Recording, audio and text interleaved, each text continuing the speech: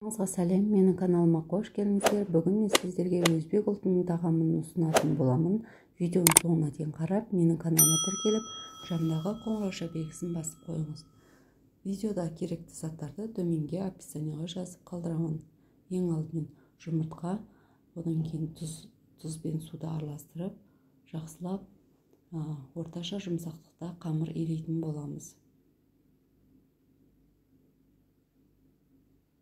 Жасалу жолы өте оңай, менімен бірге жасап көріңіз. Сонымен қатар менің каналымның алға қарай жылжуына өз үлестеріңізді қоса кетіңіздер. Видеоны ұнаса лайк басып, достарыңызбен бөлісіп, қолдап кетіңіздер. Енді қамырымызды илеп, жарты сағатқа тындырып қоямыз. Салмасына тартылған етпен пиязды турап саламыз. Енді алдын ала қайнатылған күрішімізді саламыз. Және татымына қарай тұз, бұрыштарды салып, дәмдеуіштер салып, дайындап қоямыз. Енді тынған қамырымызды алып, екі бөлікке бөлеміз.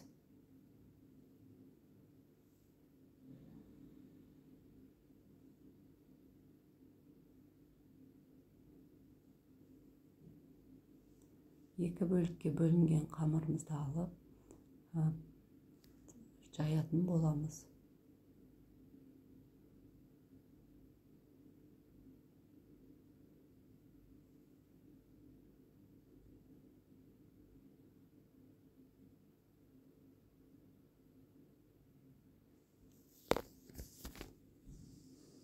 Жұқалап, мантыға арналғандай қылып жаятын боламыз. Енді қамырымызды кесеміз 4-5-тілеп. Алдын ала суымызды қайнатып аламыз манты бар күйге. Видеодағыдай 4-5-тілеп тураймыз.